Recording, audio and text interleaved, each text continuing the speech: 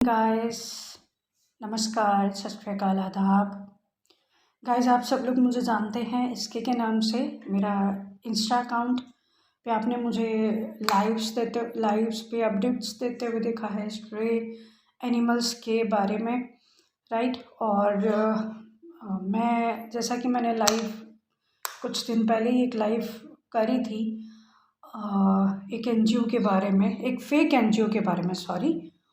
और उस fake NGO का नाम है आशियाना, जिसको चला रही है कोई सो कॉल्ड रजनी, ठीक है जी। वो एक एनजीओ वो ही चला रही है और ये एनजीओ का एड्रेस है जी ग्रीनलैंड 88 फुट रोड पे, अमृतसर में है। हाँ जी। और मैंने जैसा कि आप लोगों को कहा था लाइव पे कि अपनी इन्फॉर्मेशन के अकॉर्डिंगली कि मैं इसके जो स्क्रीनशॉट्स हैं वो सेंड करूँगी आपको, मतलब इंस्टा पे लगाऊंगी, ताकि आप लोगों को भी एक प्रूफ मिल जाए और अवेयरनेस के तहत आप लोग भी देख लें कि मैंने जो कुछ बोला है वो सच बोला है, झूठ नहीं बोला है, राइट। और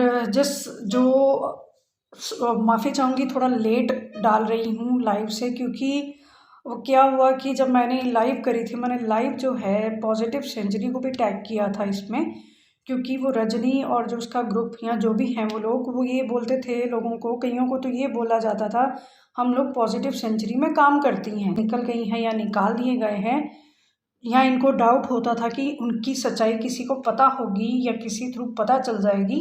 या तो मुझे अगर कोई स्ट्रे डॉग के लिए कोई हेल्प की ज़रूरत पड़ती है तो मैं सबसे पहले राहिल भाई को कांटेक्ट करती हूँ, ठीक है जी।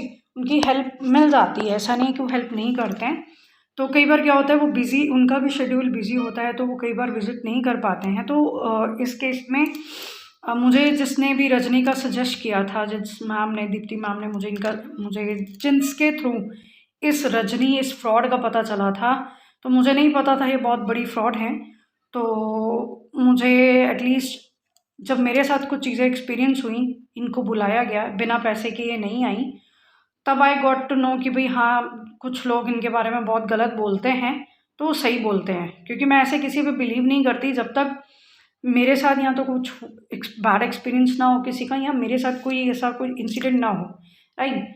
तो मैं इतनी जल्दी किसी को जज नहीं करती हूँ। जैसे कि मैंने अभी आपको बताया कि मैंने पॉजिटिव सेंचुरी को भी टैग किया था लाइव जो है, मुझे उनके ओनर की तरफ से मैसेजेस आए। कनाडा से हैं उनके ओनर, और वो पॉजिटिव सेंचुरी कनाडा से ही रन कर रहे हैं, जो शेल्टर है फतेहगढ़ चूड़िया में।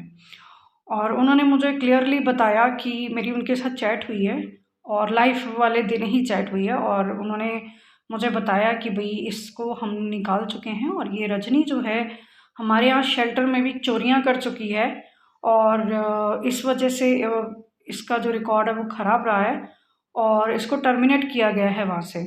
और जब इसको टर्मिनेट किया गया था, इसको रंगे हाथ पकड़ा गया था, तब इसने धमकी दी थी, ये शेल्टर इसने छोड़ा था, धमकी दे के छोड़ा था कि मैं तो घर अपने अलग से शेल्टर बनाऊंगी। और आप सब लोगों को पता होता है, कोई भी नई चीज़ शुरू करनी हो, कोई शॉप खोलनी हो, कोई बिज़नेस करना हो, तो उसके लिए इन्वेस्टमेंट चाहिए होती है, पैसा चाहिए होता है, राइट। और घर पे अगर शेल्टर एनिमल्स के साथ उसको चलाना, तो वो भी थोड़ा मुश्किल होता है, क्योंकि हर कोई नहीं कर सकता। और अगर मेरे जैसा बंदा अगर करना भी चाहेगा तो मुझे भी बहुत सारी चीज़ों पे ध्यान देना पड़ेगा, एक पैसा, खाना, राइट। एनिमल्स को ऐसे तो नहीं रख सकते ना हम लोग, उनको खाना, उनके लिए जगह, ठीक है ना, उनकी मेडिसिन्स, हर चीज़ का ध्यान रखना पड़ेगा। और ये लड़कियां बोलती हैं कि भाई हमने तो घर पे डॉग्स रखे हैं, रेस्क्यू करके लाते हैं, हमसे देखे नहीं जाते, ब्ला ब्ला ब्ला, मतलब ये रोती रहती हैं।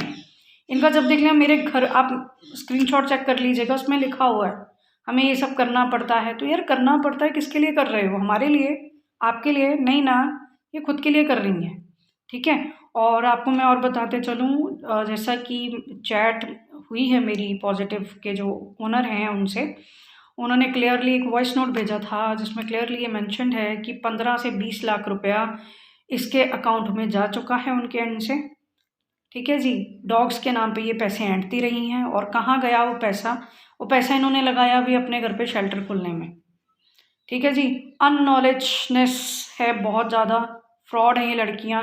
मैंने यहाँ जिनके थ्रू मुझे इसका पता चला था कि ये भी एक एनजीओ चला रही हैं। तो मैंने इसने किसी हमारे यहाँ जो पास में पार्वो के पपीज़ थे जिनको ट्रीट करवाना था, मैं उन दिन आउट ऑफ सिटी थी, मैं नहीं रुक पाई यहाँ पे, और दीप्ति मैम ने टेक ओवर किया उनको, मतलब बुलाया या जैसे भी करके इसको कॉल, जिसके थ्रू ट्रीटमेंट चल रहा था, किसी वजह से वो लोग नहीं आ पाए, वो शेल्टर वाले नहीं आ पाए उनको ड्रिप लगाने के लिए उस टाइम पे।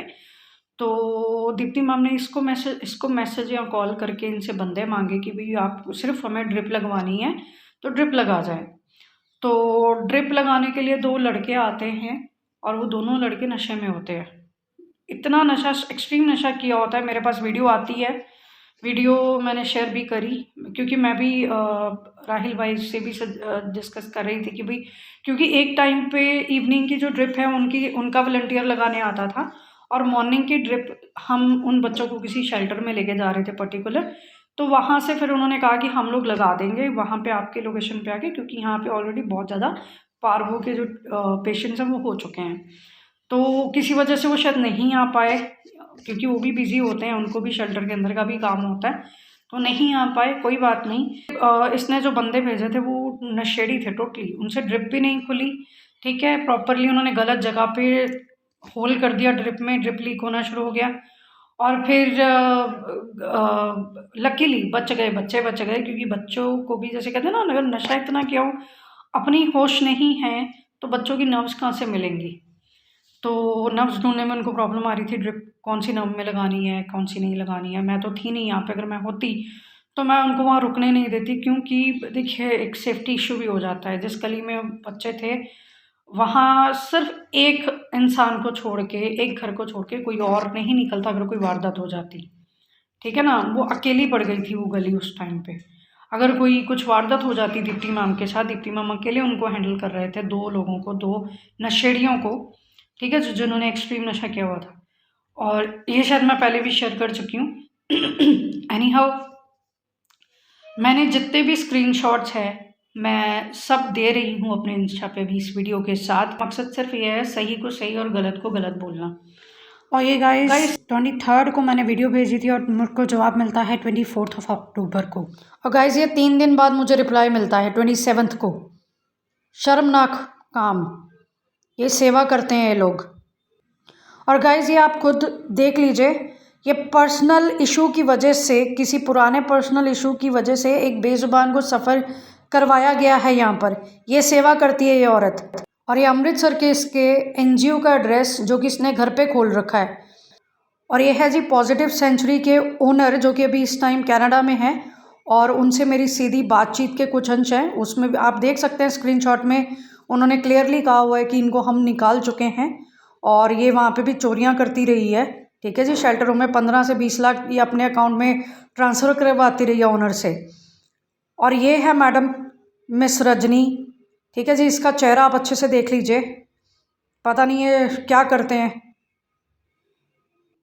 गाइस ये वीडियो आपके सामने आएगी 27 अप्रैल की है 2022 की, जिसमें कि पार्वो पपीज़ को ट्रीट करने के लिए रजनी की हेल्प ली गई, और उसने भेजे तो एक्सट्रीमली नशा किए हुए नशेड़ी लोग भेजे, राइट। इनसे ख़तरा था। दीप्ति मैम इनका इलाज करवा रहे थे अकेले यहाँ खड़े होके इनके पास, तो ये 2 और वो अकेली, कमाल है। और गाइस ये 18 जून का केस है। रजनी को बुलाया गया लेकिन वो आई नहीं इसका पैर देखने के लिए, क्योंकि उसको 250 रुपया विजिटिंग चार्ज नहीं मिला।